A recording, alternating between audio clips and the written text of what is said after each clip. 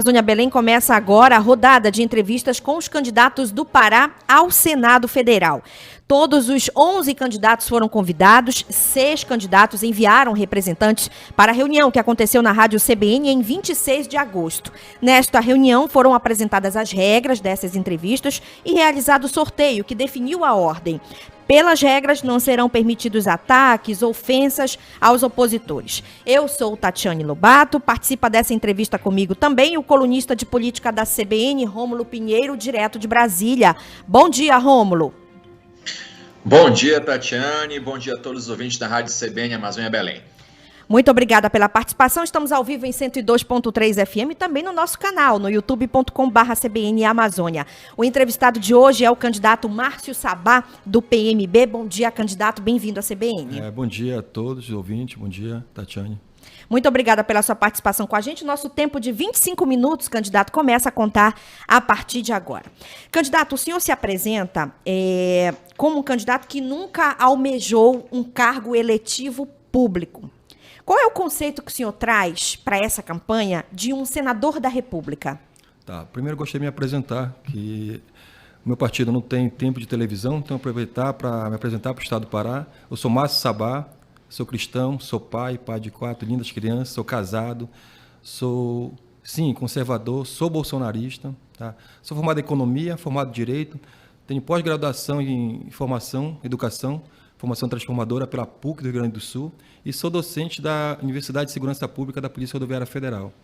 Bom, como você falou, eu não tinha pretensões de vir candidato ao Senado Federal em nenhum cargo. Nunca tive essa pretensão, mas sempre fui ativista, acompanhando a política, não só do Estado do Pará, como no Brasil inteiro. E quando eu me deparei com os candidatos que estavam vindo para o Senado Federal, representando o Estado do Pará, que os principais candidatos foram candidatos que todos respondem processo por corrupção, responderam processo por corrupção, tendo 2 que já foram presos em operações da Polícia Federal, e aí foi indignação, e indignação sem ação é covardia, e uma coisa que eu não sou covarde, que eu já trabalho na segurança pública há quase 20 anos, e já me deparei em confronto com crime organizado, com facções criminosas, e eu só vou mudar o patamar. Eu acho que lá em cima do Senado posso defender melhor o meu estado do Pará e o país também. Qual é o conceito que o senhor traz de um senador da República? Primeira coisa, que represente o Estado de forma honesta. Que eu acho que o grande problema hoje da política, na verdade dos políticos, não só do Pará, do Brasil inteiro, é a corrupção. E quando nós somos surpreendidos, como fomos surpreendidos aqui no estado do Pará, com uma operação também da Polícia Federal contra desembargadores de um Tribunal de Justiça, a gente vê realmente que a situação está complicada, principalmente no estado do Pará, onde tem essa ligação íntima entre o governo do estado e o judiciário. Então, o senador ele tem que estar defendendo, principalmente no que se trata, tá? A verba federal que vem para o estado do Pará, onde eu vejo que a justiça, que era para também estar julgando esse mau uso do dinheiro público, não faz nada, e eu vejo todo um Senado calado, representante do estado do Pará calado. Nós temos 3 senadores que não vejo combater esse tipo de ilegalidade dentro do estado do Pará. Agora a gente vai ouvir a pergunta do colunista de política da CBN, Rômulo Pinheiro. Bom dia, candidato. Bom dia, Rômulo.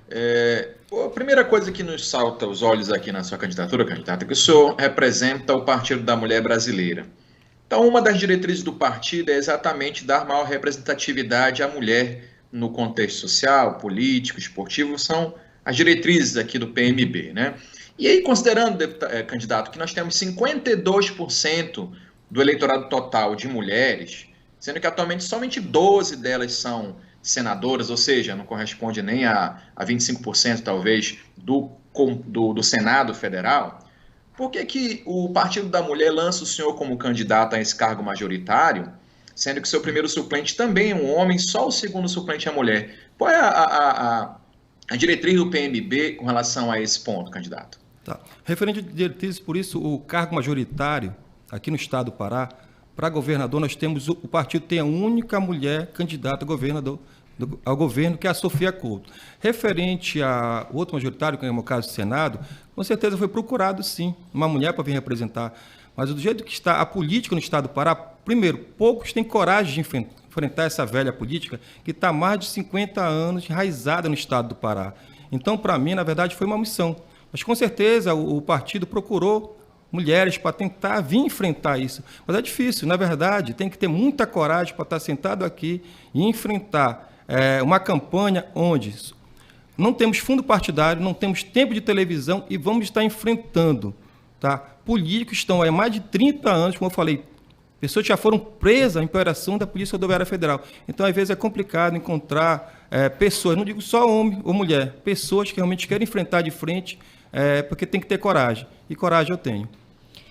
Candidato, as reformas tributária e administrativa, elas devem ficar para essa análise no Senado Federal no ano que vem, já com os novos senadores na casa.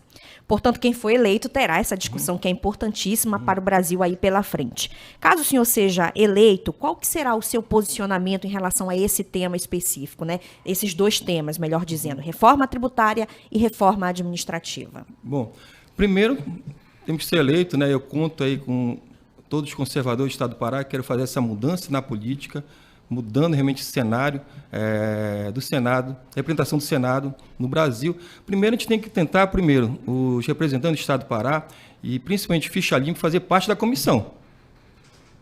Das comissões dentro do Senado Federal. Porque se virar parte da comissão, a gente pode fazer muita coisa lá. E sim, só tem direito a voto. Agora, com certeza, referente à reforma tributária, hoje a reforma tributária é um grande problema do desenvolvimento no Brasil. Principalmente aqui no Estado do Pará, onde as empresas deixam de vir para o Estado do Pará, que é um estado rico. Nós temos tudo aqui no Estado do Pará. O Estado do Pará é um estado mais rico do mundo, mas não tem um atrativo. E esse atrativo tributário que as empresas procuram para se estabelecer no Estado. Eu dou um exemplo aqui. Eu estava conversando com o setor de transporte e o empresário ele possui aproximadamente 200 caminhões tratores, certo? E mais de 400 semi-reboque.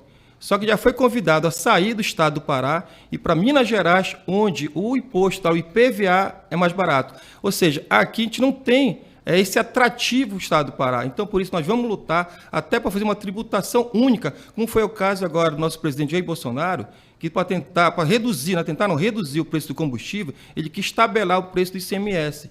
E foi muito questionado, principalmente por governadores de estados, uma questão mais política. Não estava pensando na economia do Estado, na economia nacional. Então, por questão política, por ser uma ação do governo federal, nosso presidente Jair Bolsonaro, por questão política, não aceitaram. Mas viram, os estados que depois vieram aceitar, teve redução automática e do preço de combustível está reduzindo mais ainda. Candidato, mas quando o senhor fala de uma redução estadual, a reforma tributária ela vai contemplar o país nacional, todo. Sim. Exatamente. Tributos nacionais, Sim. Federais, inclusive. Eu quero saber, vou reforçar a pergunta, reformular a pergunta. Qual que será o seu posicionamento no Senado, caso o senhor seja eleito, em relação a esse tema, envolvendo todos os tributos? Sim, eu sou a favor de uma redução de tributo. O que acontece? Quando se fala em redução de tributo, a primeira é o questionamento, a gente vai falar, e a arrecadação vai diminuir? Quando você diminui o tributo, claro, logo em primeiro momento, a arrecadação tributária do Estado diminui, mas a longo prazo aumenta. Por quê? Porque começa a aumentar a demanda. As pessoas começam a consumir mais e consumindo mais aumenta assim a tributação. Então, eu sou a favor sim, de uma redução de tributo de forma nacional, como, por exemplo, aí eu citei o exemplo aí do ICMS, que vai ser o mesmo em todos os estados, e o questionamento vai diminuir a tributação, a princípio diminui, mas a longo prazo aumenta, porque o consumo aumenta. E aumentando o consumo, aumenta a arrecadação em todos os estados. Rômulo, é com você. Candidato, considerando que o senhor mencionou a princípio que não tem essa vivência ainda no cargo aqui do Senado, e o senhor deve saber aqui que no Senado, como é um órgão colegiado, se compõe de acordos, de deliberações. Como é que o senhor espera construir essa relação que é necessária para o exercício do cargo público que o senhor se propõe, quando, no início do abril desse ano, por exemplo, a gente acompanhou umas postagens suas, informando que os senadores tem rabo preso, é a expressão que o senhor usou na publicação, tá? Uhum. E de que roubaram porque foram eleitos. Então, foram ataques duros aos colegas do próprio Senado. A gente entende até como uma questão retórica de propaganda política, a gente até entende dessa forma, mas como é que o senhor espera construir uma relação de consenso e deliberação com os demais senadores, considerando que o senhor vai perceber que o Senado vai renovar em apenas 1/3 das suas vagas, ou seja, o senhor vai encontrar de cada 3 senadores que vão estar lá, o senhor vai contar 2 colegas que já estão na candidatura, na legislatura anterior. Então, como é que o senhor espera construir essas bases que são necessárias para o exercício do seu cargo, atacando seus colegas dessa forma? Primeiro que eu não estou atacando que são ficha limpa, vai renovar em um terço, são 27. Eu espero que dessa vez, não só o estado do Pará, como o Brasil inteiro, elejam candidatos ao Senado ficha limpa, que não tem nenhum processo justamente para não ficar, como você leu lá, com o rabo preso, principalmente com o Senado Federal. Porque se a pessoa responde a processo aqui no estado do Pará, na feita que se torna deputado federal ou senador, o processo sobe para as instâncias superiores, e aí não consegue fazer nada. Então, eu espero que 27 sejam ficha limpa e dos que vão ficar lá, pelo menos a metade seja ficha limpa. É com esse que eu pretendo me unir e fazer uma mudança na política no estado do Pará e no Brasil. Candidato, pode continuar, Tati, só para reforçar aqui, candidato, mas veja só, dos que vão se candidatar, dos que estão pleiteando as vagas, todos são ficha limpa, porque senão não teriam barrado a candidatura pelo TSE, pelo TRE e TSE. Então, considerando que esses que são candidatos a essa renovação, em tese, como o senhor também é ficha limpa, os demais também são. Então, como é que o senhor espera, então, construir essa ponte de argumentação? Sim, o conselho que você está fazendo, que é feito de ficha limpa, é a pessoa que não transitou em julgado nas 3 instâncias, ponto. Mas possui processo em primeira e segunda, consegue se candidatar porque não foi transitado e jogado em todas as instâncias. É dessas pessoas que estou falando. Quando eu falo no conceito de ficha limpa, transitado em todas as instâncias, temos aí o exemplo do ex-presidiário, que é candidato a presidente. Ele foi julgado em 3 instâncias, mas infelizmente ele só conseguiu provar que a justiça não foi feita de forma correta. Por causa de uma questão formal, hoje ele é candidato, como deve ter outros. Como eu falei, eu espero que a população de todos os estados, dessa vez, pesquise. Que antigamente a desculpa é que eu não conseguia pesquisar, mas hoje todo mundo tem acesso à pesquisa através do celular, através de meios de comunicação, e eu espero, sim, que dessa vez a gente possa renovar o Senado Federal com 27 pessoas que não responderam nenhum processo em nenhuma instância, principalmente de corrupção. Candidato, a pergunta do Rômulo, e aí eu vou ser um pouquinho também mais incisiva com o senhor, é no seguinte sentido. Como que o senhor vai estabelecer essa ponte de diálogo? O senhor não vai poder separar o Congresso entre A e B, o senhor vai ter que dialogar com todos, até porque as votações acontecem num plenário com todos os senadores. É exatamente isso que a gente está questionando. Mas para chegar ao resultado, não preciso de todos os votos. Mas precisa dialogar. Preciso dialogar, vai dialogar com todos, mas se for um pauta de questões que vá prejudicar principalmente o estado do Pará, que esteja um acordo obscuro por trás, com certeza não vai ter meu voto, não vai ter. Eu vou procurar aquelas pessoas que realmente queiram fazer o melhor para o estado do Pará, tá? Para o estado do Pará e para o Brasil. Como eu falei, eu estou há 20 anos na segurança pública. Coisa errada já foram me oferecidas, e eu ofereci de volta o caminho da cadeia. Se estão presos ou não, não cabe a mim, cabe ao judiciário. Mas até agora, como eu falei, desde sempre eu trabalhei na minha vida de forma honesta, de forma pública. Então, eu não vou agora, vai ser agora, porque para mim, essa missão é que fosse uma nova profissão. Eu vou me empenhar de todas as formas. Com certeza, se eu perceber ali, certo? Perceber que tem alguma coisa errada, pode ter certeza que com essa pessoa eu não vou dialogar com isso. Eu vou tentar dialogar e vou dialogar com pessoas realmente que queiram fazer a mudança, porque senão não muda. E minha intenção agora é tentar começar aqui no estado do Pará essa mudança na política. A coisa mais difícil é conseguir estar aqui presente, estar agora como candidato, porque fizeram de tudo para não estar aqui. E se você vê outros candidatos que estão aí, estão mais de 20, 30 anos na política e não representaram nem o estado e nem o Brasil. Então, essa é a diferença. O pouco que for feito agora pelo estado do Pará, pode ter certeza que vai ser muito. Bom, ainda nessa pauta do diálogo, recentemente, o presidente do Senado Federal, o senador Rodrigo Pacheco, falou que cabe, abre aspas, cabe aos congressistas pregar o sentimento de pacificação. O Brasil hoje está polarizado, extremamente polarizado. E aí eu pergunto, qual que será a postura de Márcio Sabá, caso eleito senador, pegando essa retórica, levando em consideração essa retórica do presidente do Senado, o senador Rodrigo Pacheco? Acho que todo mundo tem que buscar união. Na verdade, se inflamou muito, na verdade começou a se inflamar muito da época do nosso presidente Bolsonaro para cá. Porque, na verdade, o povo começou a conhecer e perceber e ficar informado de coisas que há tempos atrás nós não éramos informados. Eu converso muito quando saio do interior, eu disse que antigamente a gente conhecia o Brasil só 8 horas da manhã meio-dia e 20 horas. Através somente de um canal de televisão. Hoje em dia, com o aumento da tecnologia, da internet, a gente consegue correr atrás de mais informações e saber realmente que informações são corretas. Mas também tem muita desinformação. Sim, também. Por isso que o leque é muito grande. Então, hoje você pode pesquisar. Antigamente não existia esse leque. Agora nós temos a CBN, temos a Globo, tem a SBT, Record, e também tem outros canais que são livres que você consegue ver através da internet. Então, você tem opções hoje para conhecer um pouco mais do Brasil. Claro, desinformações tem, mas tem muitos canais que têm informação. Por exemplo, a CBN, eu creio que seja um canal de informações verdadeiras. Eu creio nisso. Pode ter pessoas que não creem, mas aí tem um leque de opções para procurar informação. Quando eu falo do sentimento de pacificação, candidato, não é a questão da população se informar. Claro, todo mundo tem que se informar, temos muitas possibilidades. Para isso, sites confiáveis, portais confiáveis e emissoras confiáveis. A minha pergunta é em relação ao discurso, esse discurso com uma carga pesada de raiva, de ódio. É sobre esse sentimento de pacificação não tem carga que é importante. Pesada de ódio. Apesar de estar. Não, tem ódio com quem não estou dizendo que é o seu discurso aqui agora. Eu estou dizendo que há esse discurso. Não existe, sim, mas na verdade, vou falar. Não é um discurso de ódio, eu acho que é um discurso de indignação, tem muita coisa errada. Por exemplo, essa semana eu estava andando onde nenhum político andou, estava andando pelo Baixo Acará, e eu vejo a indignação daquelas pessoas que falam. Sabá é a primeira vez que um candidato ao Senado pisa aqui. Na verdade, nem um candidato a deputado estadual ou federal pisou aqui. Às vezes, eles mandam representante vir aqui, muitas vezes oferecer alguma coisa para a gente para votar. Então, essa indignação que eu sou do povo. Eu ainda vou me tornar um político. A indignação não pode ser confundida com raiva, né? Não, acho que indignação, claro, a raiva ninguém vai lá para brigar. A gente vai tentar mudar, sim, vai ter o diálogo. Estou indo para dialogar.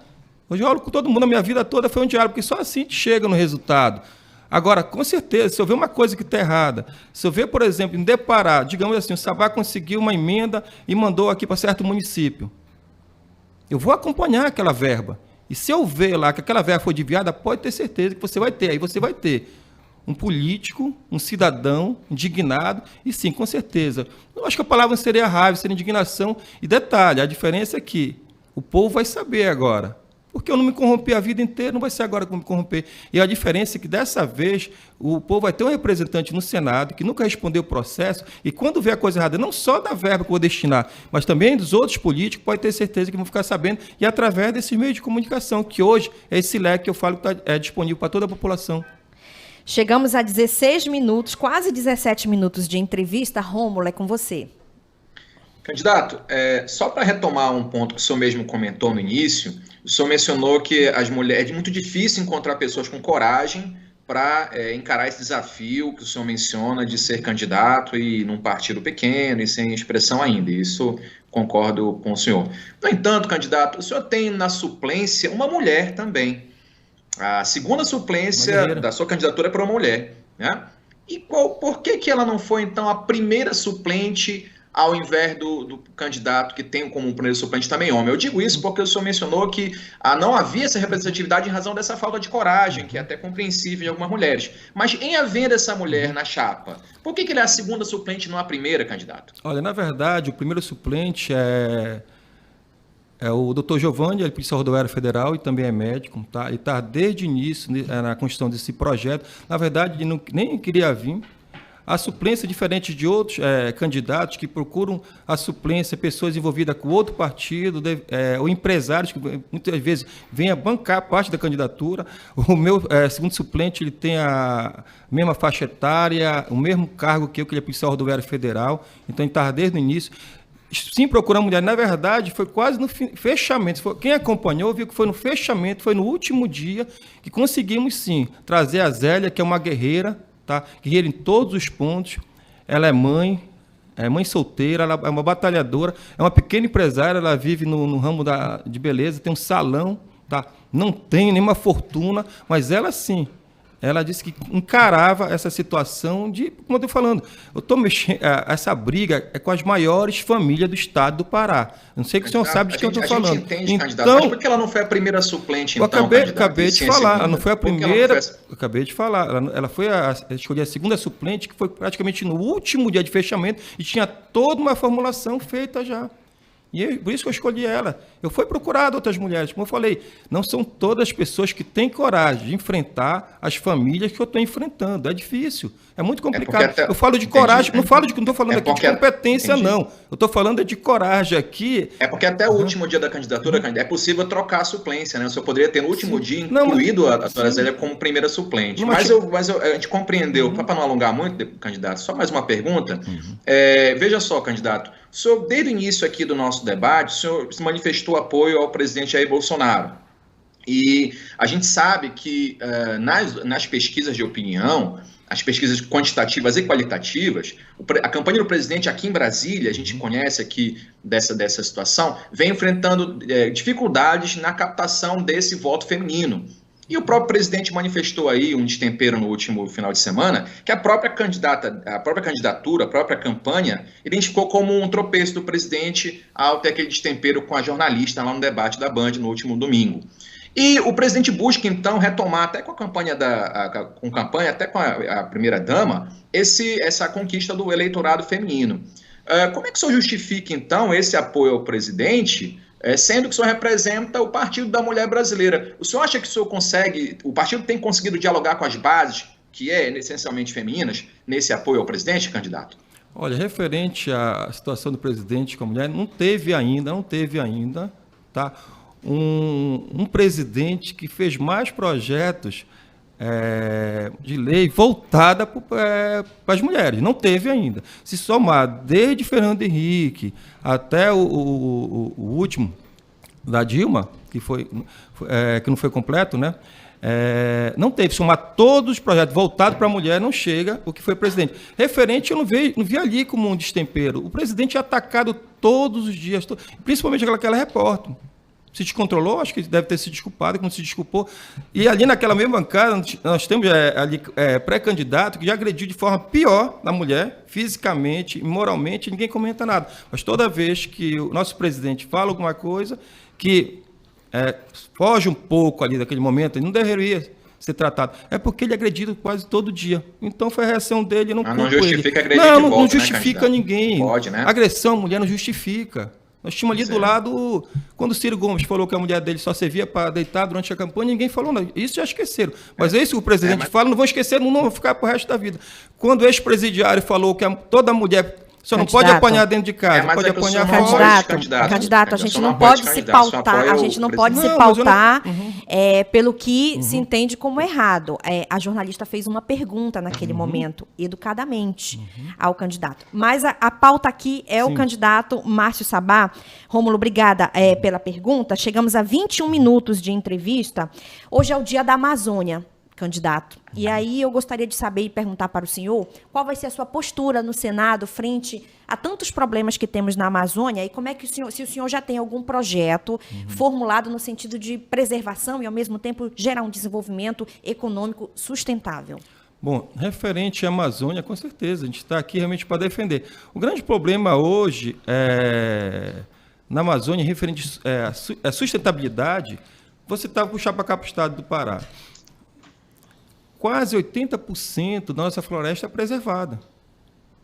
Se fala muito em desmatamento, aí a pergunta que eu falo, mas desmatamento aonde? Em área legal ou ilegal? O que acontecia há muito tempo aqui, devido à burocracia, o atraso na liberação dos projetos. Então, quando era verificado, naquele certo terreno ali, tinha área de floresta. Depois, no tempo agora desse novo governo, que desburocratizou a liberação dos projetos, veio lá, não está mais a floresta. Já está uma área produtiva, produção de alimento. Só que quando o satélite passa lá, não sabe dizer de que aquela área é uma área de preservação legal ou uma área legal. Só vai saber agora. Quando? Nenhum governo liberou título de terra. Foram mais de 250 mil só aqui no Pará. E detalhe, desses 250 mil, 80% foi para mulheres. Está aí um grande exemplo. Título de mulheres, 80% foi para mulheres. Quando falo que o presidente não gosta de mulher, foi para a maioria para mulheres. E agora sim, essa terra tem um CPF. Agora, quando for feito o monitoramento, vai saber que onde aquela área foi desmatada é uma área legal ou uma área de reserva. Então, com certeza, a gente vai estar, como sempre, proteger, eu já protejo a floresta.